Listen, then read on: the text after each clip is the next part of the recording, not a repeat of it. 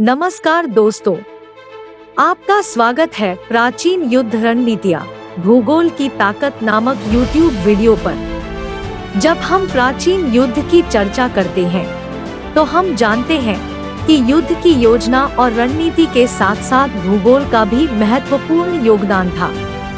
इस वीडियो में हम आपको वो प्राचीन युद्ध के समय के तथ्य और रोचक उदाहरण दिखाएंगे जहां भूगोल का ज्ञान और उसका सही उपयोग युद्ध में कैसे किया गया। अगर आपने अभी तक हमारे YouTube चैनल को सब्सक्राइब नहीं किया है तो कृपया इसे सब्सक्राइब कर ले और हमारे साथ जुड़े रहें। हम बहुत जल्द ही आपके लिए और रोचक वीडियो लाएंगे। प्राचीन युद्ध रणनीतियाँ भूगोल की ताकत। खंड 1, थर्मोपिले की लड़ाई। इतिहास के पृष्ठों पर एक लड़ाई है जिसकी कहानी अद्वितीय है, थर्मोपिले की लड़ाई। सन 480 ईसा पूर्व में जब यूनान के राजा लियोनाइडस और उनके केवल 300 स्पार्टन सैन्य ने महाशाह जर्क्सी के भारी फारसी सेना का सामना किया, लेकिन यह सिर्फ बहादुरी ही नहीं थी जो इस लड़ाई को जीती। इसका विवरण निम्न प्रकार से किया जाता है। थर्मोपिले की लड़ाई सन 480 ईसा पूर्व में लड़ी गई एक सबसे प्रसिद्ध लड़ाई में से एक है। यह लड़ाई वर्तमान ग्रीस में स्थित थर्मोपिले नामक एक समुंदर के किनारे के दर्रे में लड़ी गई थी। स्पार्टा के राजा लियोनाइडस ने केवल 300 स्पार्टन, साथ में कुछ हजार और ग्रीक सैनिकों के साथ महाशाह क्षरसेस के द्वारा कमांड किया गए विशाल फारसी सेना का सामना करने के लिए एक छोटे से सेना का नेतृत्व किया था। रोचक तथ्य। रणनीतिक भूगोल। थर्मोपिले का भूगोल इस लड़ाई में एक महत्वपूर्ण भूमिका निभाया। यह दर्रा संकीर्ण था जिसके एक ओर ऊंचे टिप्पियों और दूसरी ओर समुंदर था। इस भूगोल ने पार्श्वी सेना के सैनिकों की व्यक्तिगत संख्या को उनके सामरिक फायदे की खोज करने में सीमित किया, क्योंकि एक समय में केवल कुछ सैनिक संकीर्ण पासागे के माध्यम से आगे बढ़ सकते थे। Bottleneck strategy. राजा लियोनाइडस और उनके ग्रीक सैन्य ने इस भूगोलिक फायदे का उपयोग अपने लाभ के लिए किया। उन्होंने एक संरक्षणात्मक गणरूप, जिसे फैलिंक्स कहा जाता है, बनाया, जिससे पार्श्वी सेना को तोड़ने में लगभग असंभव बना दिया। इस बोटलनेक स्ट्रैटेजी ने ग्रीकों को पार्श्वी हमलों की एक के बाद एक लहर सहने में मदद की। वीरतापूर्ण आखिरी संघर्ष। बड़ी अंदाज में संख्या में कम होने के बावजूद ग्रीक सेना ने कई दिनों तक अपनी जमीन पर कदम जमाए रखा। राजा लियोनाइडस और उनके स्पार्टन्स खास तौर पर अपनी बहादुरी के साथ लड़े। उनका वीरतापूर्ण आखिरी संघर्ष इतिहास और पॉपुलर कल्चर में उन्नति पाई है। विरासत। थर्मोपिले की लड़ाई को साहस और एक छोटी सी सेना के बड़े तादादों के खिलाफ असंभव परिस्थितियों में आत्मविश्वास और संकल्प का प्रतीक के रूप में याद किया जाता है। इसने ग्रीकों के मनोबल को गहरे प्रभावित किया और पार्श्वी सेना के खिलाफ बाद की जीतों को प्रेरित किया। खंड 2, घेराबंदी युद्ध। घेराबंदी युद्ध एक कला थी। मसाड़ा की घेराबंदी उदाहरण में देखें। वहां यहूदी विद्रोही अपना अंतिम स्टैंड लिया, जोड़ी गई प्राकृतिक दुर्ग पर। भूगोल उनका ढाल था और उनकी उत्कृष्टता ने इसे लगभग अलार्म प्रकार बना दिया। आइए देखते हैं विस्तार पूर्वक विवरण। घेराबंदी युद्ध आमतौर पर किसी गढ़, किले या दुर्ग को विरोधियों के आक्रमण से बचाने के लिए किए गए युद्ध को सूचित करता है। यह युद्ध युगों तक महत्वपूर्ण था और उसके दौरान विशेष रूप से तंत्रज्ञता, रणनीति और भूगोल का महत्वपूर्ण भूमिका था। रोचक तथ्य। मसाड़ा की घेराबंदी। सन 73 से 74 ईसा पूर्व में मसाड़ा के यहूदी विद्रोही ने अपने दुर्ग पर रोमन सेना के घेराबंदी से भी अपनी स्वतंत्रता की रक्षा की। भूगोल का महत्व। मसाड़ा एक शिखर पर स्थित था और इसका भूगोलिक स्थान उनकी रक्षा के लिए आत्मकवच की भांति कार्य किया।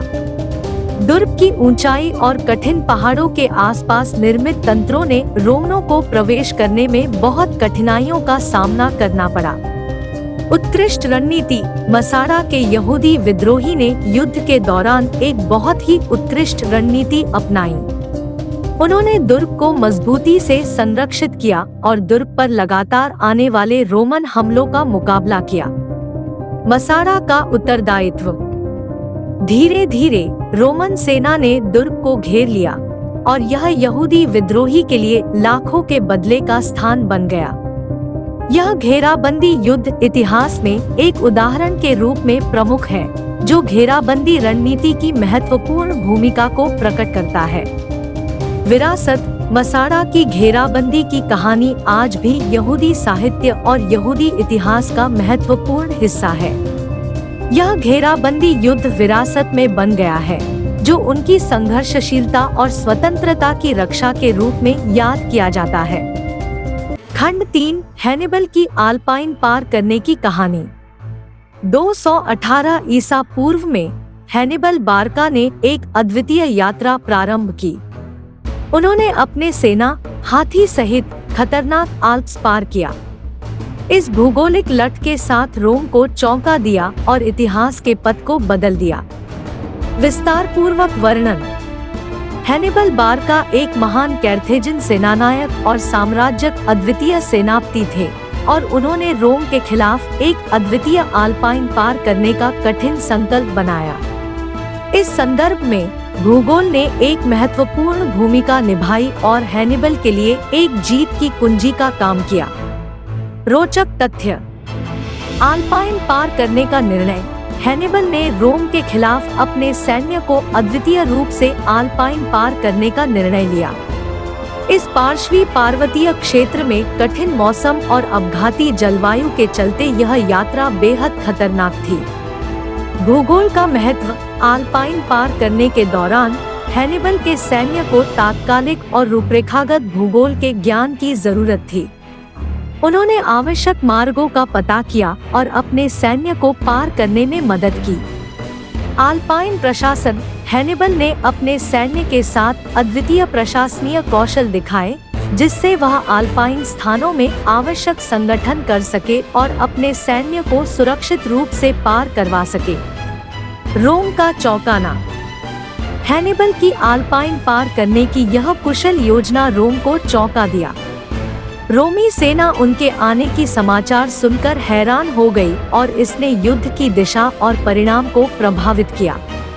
इतिहास में महत्व। हैनिबल की आल्पाइन पार करने की कहानी आज भी इतिहास के पन्नों पर महत्वपूर्ण है और इसे वीरता और युद्ध कौशल का प्रतीक के रूप में याद किया जाता है।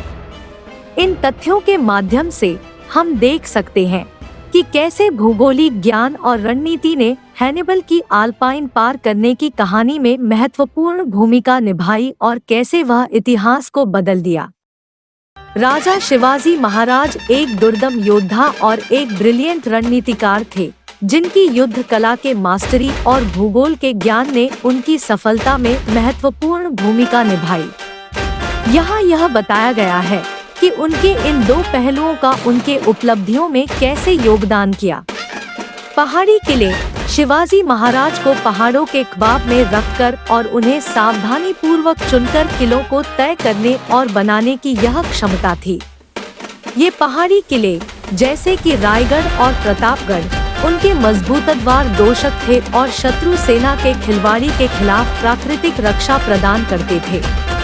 उनके भूगोल के ज्ञान ने उन्हें इन स्थानों का बुद्धिमत्ता से चयन करने में मदद की। गोरिल्ला युद्ध। शिवाजी महाराज भारत में गोरिल्ला युद्ध तकनीकों के प्रथम शिल्पकार थे। उन्होंने पश्चिमी घाटों के जलवायु और घने जंगलों का उपयोग किया था ताकि वे शत्रु सेना पर अचानक हमले कर सके। उनकी सेनाएं तेजी से हमला करती थी और भूमि के तरल विस्तार को दिखाया, जिससे शत्रु सेना को संघर्ष करने के लिए प्रभावी रूप से कठिनाई होती थी। समुद्र किले।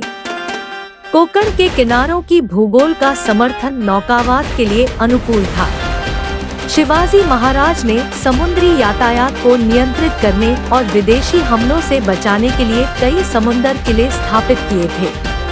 उनकी नौसेना ने उनके साम्राज्य की रक्षा करने और शत्रु इलाकों पर हमला करने में महत्वपूर्ण भूमिका निभाई। स्थानीय भूगोल का शामिल करना। शिवाजी महाराज और उनके सैन्यपतियों को स्थानीय भूगोल की बारीकियों से अच्छा परिचय था, जिसने उन्हें योजनाएं सही ढंग से करने में मदद की। उदाहरण के लिए प्रतापगढ़ के युद्ध में शिवाजी ने विरोधी अफजल खान को फंसाने और हराने के लिए भूगोल की जानकारी का उपयोग किया। रणनीतिक संबंधों का निर्माण। शिवाजी महाराज ने राजनीति में भूगोल के महत्व को समझा। उन्होंने अपने साम्राज्य की सीमाओं को सुरक्षित करने के लिए क्षेत्रीय शक्तियों के साथ संबंध बनाए। प्रशासन और विस्तार। शिवाजी महाराज का भूगोल के समझ का दृष्टिकोण युद्ध के परे था। उन्होंने अपने बढ़ते हुए साम्राज्य को प्रबंधित करने के लिए प्रभावी प्रशासनिक तंत्रों को लागू किया और स्थानीय प्रबंधन और राजस्व संग्रह को महत्व दिया। संक्षेप में, राजा शिवाजी महाराज की युद्ध कला और प्रशासन में उनके ज्ञान का सफलता से गहरा संबंध था। उनके राज्य के भूगोलीय विशेषताओं का उपयोग करके और अपनी रणनीतियों को उनके अनुसार समायोजित करने की उनकी क्षमता उनकी प्राप्तियों और एक योद्धा राजा के रूप में उनकी विरासत में महत्वपूर्ण भूमिका निभाई। यदि आपने इस वीडियो का आनंद लिया हो तो हमें एक थम्स अप दे और अपने साथी साहसियों के साथ इसे साझा करना न भूलें। जिज्ञासु रहें और अगले बार तक खोजते रहें।